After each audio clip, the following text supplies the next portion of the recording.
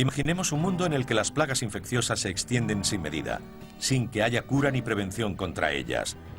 Durante la mayor parte de la historia de la humanidad, ese ha sido el caso, hasta que se descubrió que podía usarse una enfermedad para detenerla.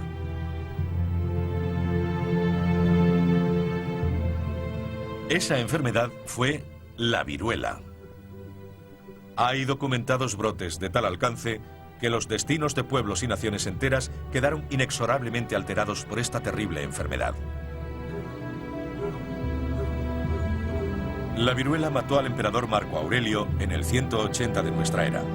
También se cree que fue la responsable del exterminio de los aztecas y gran parte de la realeza europea sucumbió a su poder.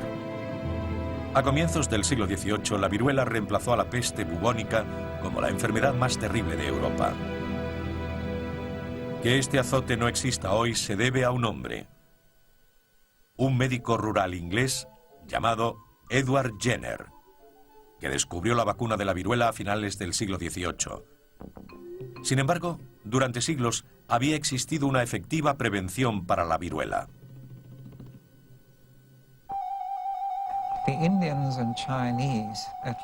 Los indios y los chinos, al menos desde 1000 años antes, prevenían la viruela tomando trozos de las costras de alguien que la hubiese sufrido. Los molían y el polvo lo insuflaban por la nariz. Luego se extendió al mundo árabe, que la combatía poniendo sustancia de una pequeña pústula de viruela sobre un arañazo en el brazo.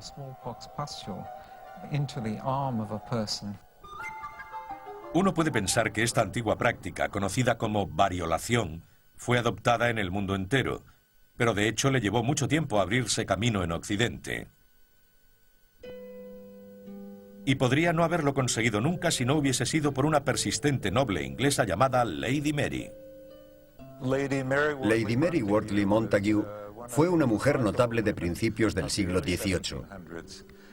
Escribía poesía y prosa, pertenecía a la aristocracia y se casó con un lord británico, por lo que se convirtió en Lady Mary. Se codeaba con los grandes intelectuales de la época. También fue una de las más ilustres supervivientes de la enfermedad. Antes de contagiarse de viruela, estaba considerada como una de las mujeres más bellas de Gran Bretaña. De hecho, Alexander Pope escribió un poema sobre ella. Antes de aquello, todos sus retratos eran de cerca.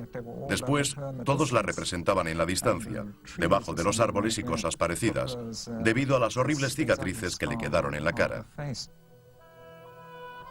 En 1717, Lady Mary acompañó a su marido a su destino como embajador británico en el Imperio Otomano. Durante su estancia en Turquía, oyó hablar de la variolación e hizo que se le practicara a uno de sus hijos para protegerlo de la viruela. Envió muchas cartas a Inglaterra llamando la atención sobre esta práctica. Escribió con entusiasmo a su amiga Sarah Chiswell. Querida Sarah, voy a contarte algo que haría que desearas estar aquí. La viruela, tan letal y extendida entre nosotros, aquí es completamente inofensiva gracias a la invención del injerto, que es como lo llaman. Y concluía, soy lo bastante patriota como para poner de moda esta útil invención en Inglaterra. Y fiel a sus palabras, lo hizo. Cuando regresó a Inglaterra, decidió que también se le practicara la variolación a su segundo hijo.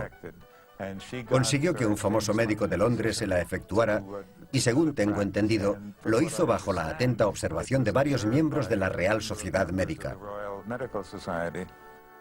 Este acontecimiento llamó la atención de la amiga más influyente de Lady Mary, la princesa de Gales. Hacia 1720, una nueva epidemia de viruela azotó Inglaterra y los príncipes de Gales temían por sus dos hijas. A pesar de que Lady Mary había hecho que sus hijos fuesen inoculados con éxito, los príncipes seguían reticentes y querían pruebas de que era seguro para sus hijas. Propusieron un plan que hoy sería considerado absolutamente bárbaro, además de ilegal. Con permiso del rey, hicieron que los médicos inoculasen a 6 prisioneros, con la promesa de que si vivían serían perdonados. Por suerte para ellos, sobrevivieron. Pero lo que los príncipes hicieron a continuación fue mucho más ultrajante.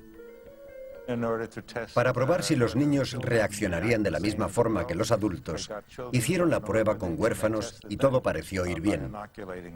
Solo entonces decidieron que era lo bastante seguro para aplicarlo a las princesas reales. Cabría pensar que con este respaldo real, la práctica se extendería. Pero, de hecho, no mucha gente fue inoculada después de aquello, ni siquiera cuando surgían brotes de viruela. Pero la variolación era una propuesta arriesgada que implicaba contagiar a alguien de viruela para prevenirla. La palabra variolación proviene del término variola, que significa viruela. Con la variolación uno podía ponerse muy enfermo, llegando a morir en ocasiones. Era una técnica muy peligrosa. Además, la variolación, al menos como era practicada en Europa, era una experiencia sumamente desagradable. Quizá fuese fortuito el hecho de que en 1757 un joven huérfano inglés llamado Edward Jenner averiguara lo desagradable que era. Cuando tenía 8 años, surgió una epidemia de viruela.